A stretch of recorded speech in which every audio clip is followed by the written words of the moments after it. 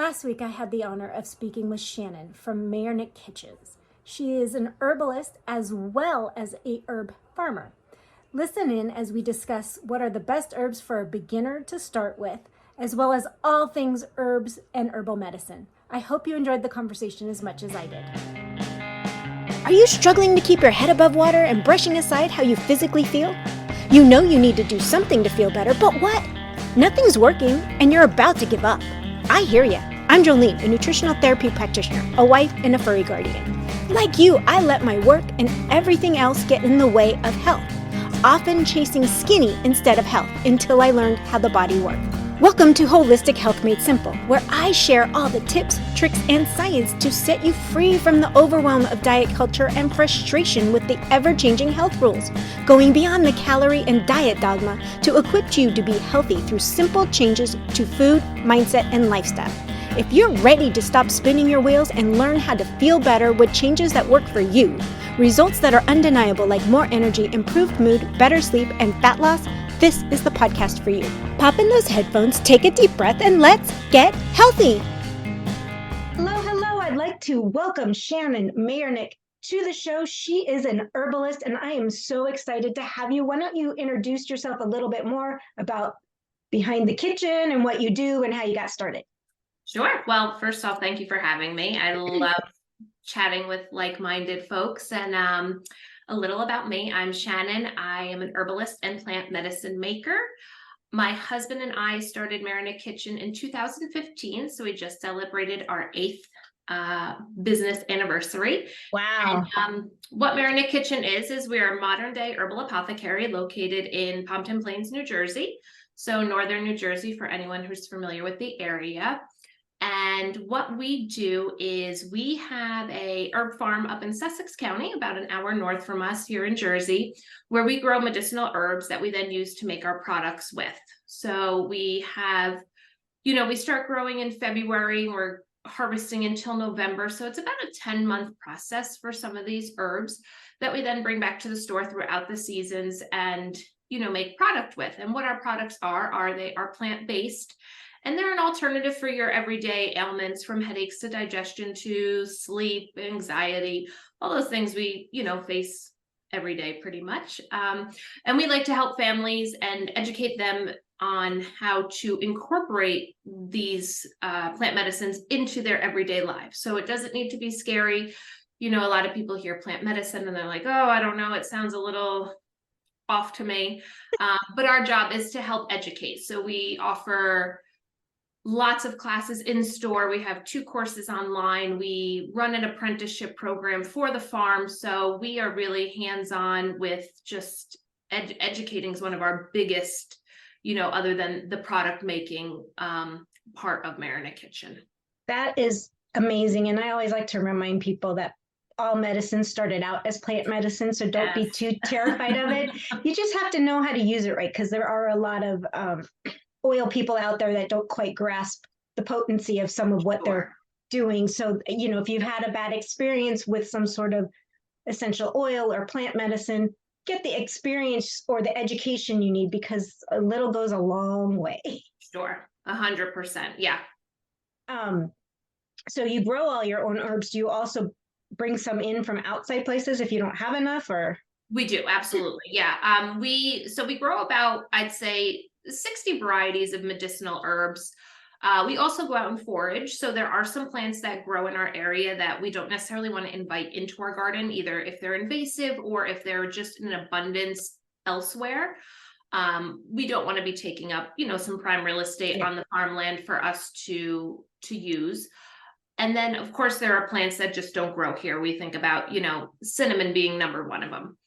You're not going to find a cinnamon tree in the United States. So, those types of herbs, yes, they are getting imported here into the States, but we try to work with either small farms or companies who are working with small farms or, sustainably harvesting these plants. So we're not, doing any detrimental stuff to Mother Nature.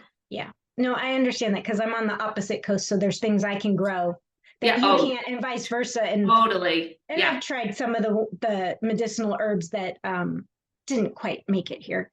but I can grow things like the hibiscus that they use for tea. I forget the official name. It's not the pretty hibiscus, but I can grow it here and because of where I am, and you guys can't. Yeah. So, and if we do, it's more of an annual, which a lot of our plants are.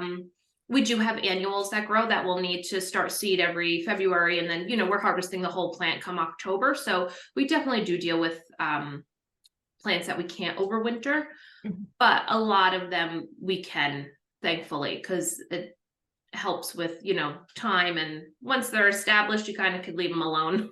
Yeah.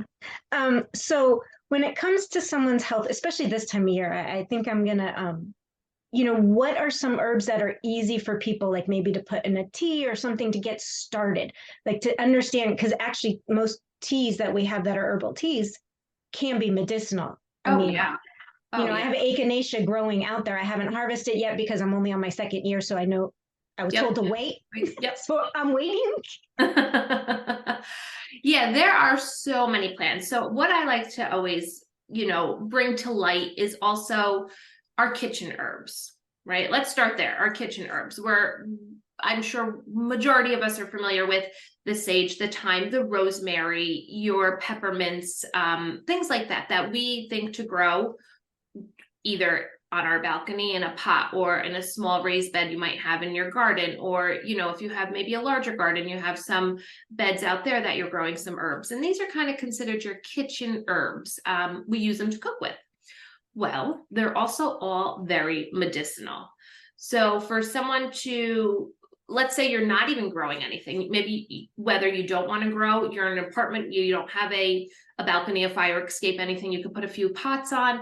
So you could go to your local shop, bodega, market, wherever, and you could get these herbs, and they are medicine. So a lot of these kitchen herbs are great for, especially this time of year, when we're fighting the colds and the flus and, any type of respiratory or sinus congestion. So I always say, let's start with what we have access to before jumping to some of these plants where you're like, I've never even heard of that. Echinacea, like you said, is a huge one. It's very familiar to a lot of people. It's used in landscapes. You'll see it if, even if you go to maybe like an office building or something, they might have it incorporated into their landscape. And this is medicine. And I'm not saying forage from the buildings, but these are plants that we start seeing, oh yeah, I know what that is. And you might think, oh, that's usually just in someone's front lawn or part of their landscape. Well, it's actually really medicinal. So we like to incorporate these plants into our landscape, as well as also have them growing in abundance to make medicine with. So I always want to preface by saying it's not hard to incorporate herbs into your everyday life, because we could get them right at the grocery store. With so much information on the internet, is there some reliable place? Because, like anything, I mean, in health and wellness, like anything, you've got extremes from one side to the other. Sure. So deciphering it, I know that your website has a lot of great information on it, but like, how do people discern what's safe? Like if they're looking at something, like making some kind of herbal tea for their household because they're ill, like what do they look for in buying an herb and preparing it and knowing what to do? Right. That's a great question, because there is a lot of misinformation out there. So I would say, start by just exploring these pages, right? Like you could search, what kind of tea can I make when I have stomach issues, as an example. You're going to get hundreds and hundreds and hundreds of search results. You could, of course, maybe take a look at some, in my world, there's, some herbalists that we all just know about, so and you grow and you trust them. And so there are some, you want to try to find reputable sources. And I think once you find that, then you could trust what they're saying or what others are kind of saying around that. But that's a good point, because it's even just, health overall, whether it's cooking or making medicine or, trying out a new workout, there's just so much out there. So it could be which absolutely, this could be an intimidating part of it, is trying to figure it out. But I would say maybe get yourself a good book, Rosemary Gladstar, Robin Rose Bennett, Jim McDonald. I could name off tons of, herbalists, but it's just finding those few. And one of my favorite things would be is to find your local herbalist. We all are, kind of in little pockets in all different towns and cities. So finding a local herbalist who you could actually speak to, or maybe go to a class and see some hands-on stuff. And that's when you start to gain that trust on, okay, I trust what they're saying, so I'm going to kind of take their lead on, what they're teaching. Wow. Yeah. No, it's I know for the average person, it can be really scary. I've always gone, I sometimes say the woo side, but it's the alternative, the more natural. And I start there. There's a time and a place for modern medicine, but if we can get it out of nature first, the side effects are a lot less, is what generally happens. Yep. So a lot of people then will look at herbs besides just if they're ill or whatnot. I don't want to go into diseases because people go off the rail there and it goes crazy. I'm a little scared with, the common cold to just, because anything you're treating with a common cold is the symptoms. You're not treating the actual cold. Yep. Right. Just alleviating the symptoms till your body fights it off, which is a good thing. Yep. But stuff like, okay, middle-aged, I'm, over 50, skin, is there certain herbs and stuff you suggest to add into your natural, because I'm a big natural oil, like I use coconut, avocado, whatever I have in the kitchen, kind of comes with me in the bathroom. Yeah, absolutely. Some herbs are amazing. So, calendula, if you've heard of that, amazing for skin. Lavender, rose. I recently, and this is probably within the last 2 years or so, have really gotten into using tallow on my skin, which is rendered down beef fat. Not an herb, but a pretty natural product if you're using, the fat from cows that are living happily out in the pasture. But it's these plants, and possibly if you are consuming animal products, you could use tallow. Honey, another great one that we don't think about that is amazing for the skin. This is all people had back in the day. They didn't have a CVS or a Walgreens to run to with 7,000 options, put lotion on their skin or anything like that, right? So they used what they had, which was naturally growing locally to them. So, if you want to start shifting your mindset that way, that's a great way to start, is what's growing around me? What can I use locally? We use a lot of hydrosols. We make a lot of hydrosols. I use a ton of hydrosols, which is literally just the distillation of a plant. So we take fresh plant material, pour some water over it, and let it distill through steam. So it gets very hot. It breaks the plant material, and it releases essential oils and the byproduct of the essential oil, which would be a hydrosol. And I use those on my skin literally all day. I have them throughout the house, like in my office, in the bathroom, in the kitchen. We have samples in the store. So when I'm at the shop, I'll just spray my face with them. And it's just these, it's literally plant water that I'm spraying on my face, but it's hydrating, it's moisturizing. It's just feeding my skin with goodness. And I'm not clogging my face with crap, pretty much. Yeah. No, and it's true. I'm a big proponent of using tallow. It's just sometimes it's harder to find in certain areas that, from a reliable source. Like I'm not going to go where I live in the city to just a store and buy it. I'm going to go to my farmer's market. I know there's a couple regenerative farms out there that I can get it from. Yep. It's not as simple. Like, I'll even cook with tallow. I'm that extreme, but it's just using it for a lot of people. They're like, what? You're putting oil on your face? And it's like, it goes against what they think. But when your skin's dry, it actually needs the oil. It doesn't need these chemical moisturizers. It needs something that's drying it out even more. Exactly. Because there's alcohol in it and this and that. Even to remain, a conversation came up the other day with somebody asking about my makeup remover. I'm like, well, I just put a little bit of avocado oil, olive oil, coconut oil on a cotton ball, wipe it off, then wash my face. Like, it's not that hard. Yeah. You don't have to spend a lot of money on oil.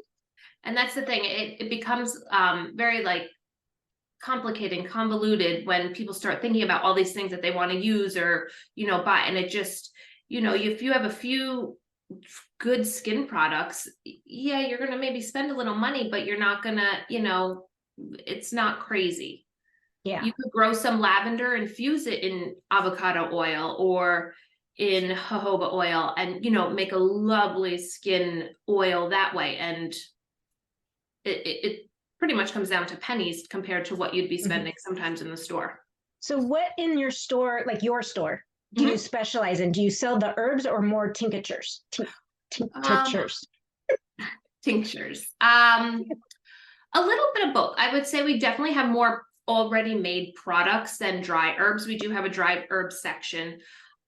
We're not growing on scale where we could be producing, hundreds of pounds of dried plant material. So our first goal is to harvest what we're growing to make our products with. And then when we have a surplus, if we had a great year of something, then we'll go ahead and dry that. And that becomes dried herb that we sell. So whether it's sold as, a tea blend or just as a single herb where people could then make their own blends, or we're hoping people are buying, a little canister of, I don't know, mugwort or something like that to then make a tincture with or to make a salve with, so we're kind of encouraging, you could buy this little bit of herb to start making your own products. So you're not buying a pound and then only needing a couple tablespoons. So most of our products that we do sell are already made and prepared and ready for you to take or use. Okay, great. No, that's good to know, because a lot of people are like, well, what do I do with it? I don't know how to make it. I just want to, you do it and Yep. Oh yeah. I'll use it. Yep. So the benefits of using some of these over, I don't know, something you get at the drugstore, are they comparable or better? I mean, I'm going to say they're better. I know the answer that I believe, but yeah. Yes, I would also say they're better. Number one, we're using a majority of our products might have 2 to maybe 5 ingredients, if that. We're also making very small batches, so the turnover is very quick. So we're not having anything sit on the shelf for a long amount of time. We package everything in glass, which is a huge component to, just overall health. And people that get to know and like and trust us, they see, whether they're following us on Instagram or through our newsletter, that we're starting seeds in February. We're then planting those plants out in April. We're then harvesting throughout the summer. So they literally see our hands are in this from day one of that seed being planted. So it becomes a connect, they have a much closer connection to the product just through us. If we were to go buy something off the shelf, we have no clue where the products came from, who made them, what lab they were in, how many warehouses or trucks they sat on. So it's that very close relationship from, our product to consumer, with us kind of just being that middle person to make and get it into their hands. Oh, that's awesome. No, the shorter the supply chain, always the better. The shorter the. Yep. So I know somebody eventually will ask, we talked about tallow. What if you don't use animal products? Yeah. What would be something like, do you have things that are just not? Yeah, we don't make that to sell. Okay. No. That's something you use personally. Okay. Yes. So yeah, everything pretty much we make is plant-based. We sell honey and we make infused honey. So depending if one is a vegan or not. But other than that, everything is plant-based. Our tinctures are made with alcohol because they extract the medicinal properties out of the plant. We do have a few vinegar-based oxymels, which would be honey and vinegar. So for someone who may not be ingesting alcohol, that would be a good alternative for them.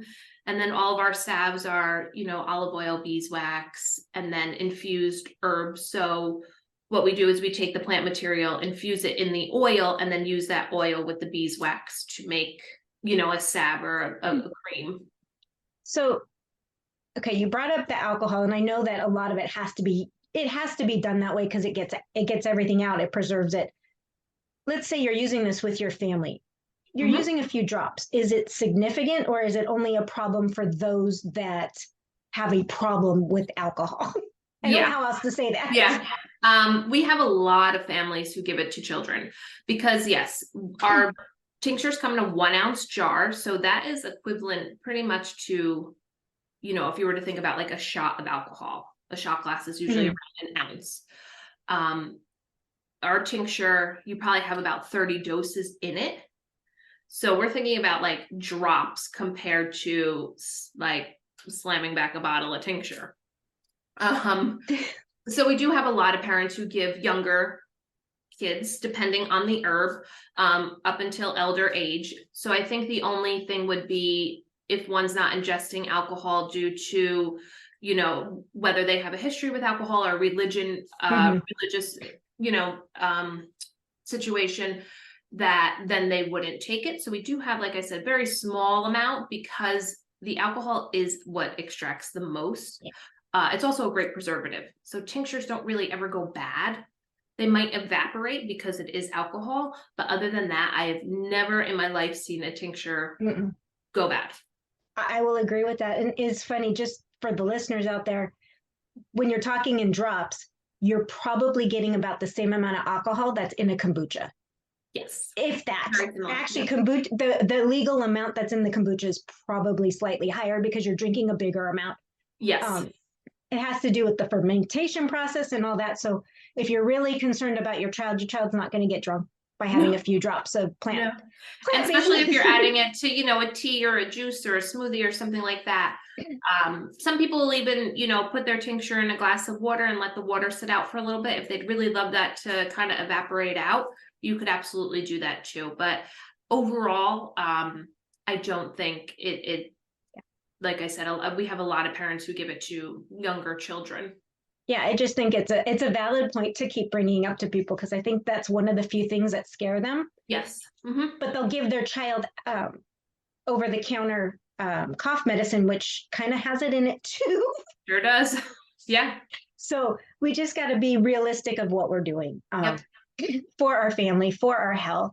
Mm-hmm. And is there any tips you can give or specific herbs to get people like easy? We talked about the kitchen, but like, is there something that you would say a very beginner should start with, maybe just in a tea or look for it in an oil or a mister, like, they always saw rose water, but like, give me a couple that maybe they should try to start with. So first one I could think of is chamomile. Would be great for sleep, anxiety, stress, digestion, whether tea or tincture. Would also be great for your skin if you find a hydrosol of chamomile, which would be very nice. I use one before bed, and it's literally just a spritz on my face, and the scent it's calming. I would say any of the mints. So your peppermints, anything, peppermint, spearmint, regular mint, or mojito mint, as a lot of it's called now. Great for digestion. So a cup of mint tea after dinner if you're feeling a little bloat, especially coming up, this will air after Thanksgiving, but we're speaking before Thanksgiving, so if you're, maybe ate a little too much, or with the upcoming holidays and New Year, that would be great. Any type of mint tea after dinner. What else? Simple things. If you want to work with, say you're having trouble sleeping, passion flower is a lovely plant to work with, whether in tea or tincture. And these are all ones I'm trying to think of ones that I know you will absolutely find at your local grocery store also, if you're looking to just start with tea, because tea's like the gateway. People are familiar with tea, they understand tea, they know how to make a tea. So these are ones that I would highly recommend, just kind of dipping your toes in and then seeing how your body feels, because what I take and what you take and what Jolene may take could be totally different. Everyone reacts differently. So when people come to me and say, what can you recommend for this, this, and this? I need to know a lot more about you as a person before just rattling off some herbs. And I know some people, that's not what they want to hear. They want me to give them X, Y, Z, and they'll be on their way. Mm-hmm. But as an herbalist and as someone who's trying to, practice intentionally and, just safely, I need to just know a little more about you before just saying, I get the DMs and I get people coming into the store first time meeting them. I know nothing about them. I don't know if they're on medications. I don't know if they have allergies. I don't know what their lifestyle is like. So it's getting to know your own body too, to see how it feels, how it reacts, and then, start incorporating more or something different into it. I absolutely love that because I take a very bio-individual approach. And I like to remind people that it's never one size fits all when it comes to health. Whether it's herbs, whether it's food, whether it's exercise, it's got to be tailored to what's going on with you right now. Yeah. And it's funny, you brought up both chamomile and peppermint, because when I'm not feeling well, I tend to take one bag of each and brew it together with lemon. Nice. Yeah, absolutely. Something about like the peppermint with your throat, and then the chamomile relaxes it, and I like lemon and everything. I'm just Oh, me too. that's my California girl in me. It's like lemon and everything. Nice. It's and again, this is simple, right? You literally just take a tea bag and some lemon, maybe a little honey in there, and you've got yourself a cup of medicinal tea that could help with, so like you said, digestion, or you're just feeling run down, or maybe you're nervous, and the chamomile is going to help calm. So it's these small things that you start incorporating and then just keep building on, where it's a no-brainer to incorporate daily. Exactly. And I just want to point out one thing: mint. If you're going to grow it at home, keep it in a pot, please. Any kind of mint. I think we've all had that bad experience once where it just takes over, and it might die. If you water it, it comes right back. Oh yeah. It doesn't go away. At least out here it does. It does. Like, yeah. It's like, mine died because I forgot to water. It got too hot. Watered it. It came right back. And now that it's getting cold again, it'll go dormant. And then all of a sudden in the spring, it'll come right back. So, but keep it in a pot. It will take over. Yeah, it does. It absolutely does. Sometimes good problems, sometimes it depends. Yeah. On a farm, I think it would be a bad problem. Yeah. We try to contain it. I have thistle growing in my grass right now because I didn't trim the buds, and they went to seed. Yeah. They went to seed all over in my grass. I'm like, whatever. I live on a farm. It's okay. So we have had, I really appreciate you taking some time out today, because I know it's a really busy time. Absolutely. And giving everybody some tips on the herbalist. Where can everybody find you? And do you have anything upcoming in the next couple weeks? So we do actually, and this would be available for everybody. We do a lot of classes, here in New Jersey in the store. We have a farm, we do things up on the farm. So that becomes a little more local, but we're going to be reopening our membership, which is a membership we host online with, live Q&As, and, just creating a community around incorporating all of these things, whether it's plant medicine or preserving what you've got growing in the garden. So canning and jamming and a little bit of, the homestead life. So we're going to be opening that up at the end of January, early February. So that's something anyone would be able to join, to become a part of our community. But yeah, we actually take December and January off of teaching because we teach for 10 months straight. So we take a little break just because it's also our busiest time of year. So we get a little quiet on the teaching end during these next 2 months. But then once, February hits, we're starting seeds, things are starting to grow. So that's when our season starts again. But yeah, that would be something you could look into if you're interested in joining a community of herbalists. And, we have a tiny little plot of land here that we actually live. We don't live on the farm. We live about an hour south of the farm. So on where we live, we have just, a little homestead here. But and then you could find us on social media, Facebook and Instagram. I am most active on, which is just at Mayernik Kitchen.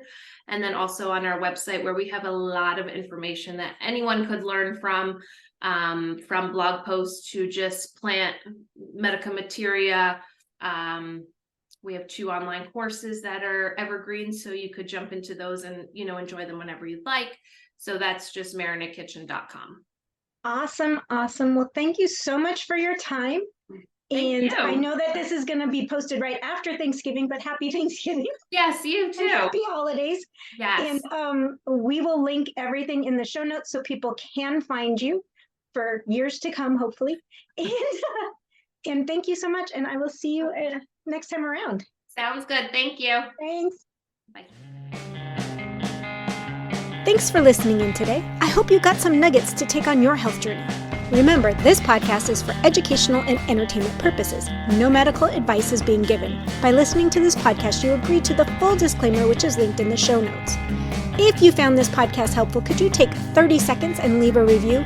Your feedback means the world to me, and it helps others discover my show. Once again, thank you for being part of my community. Until next time, have a blessed day.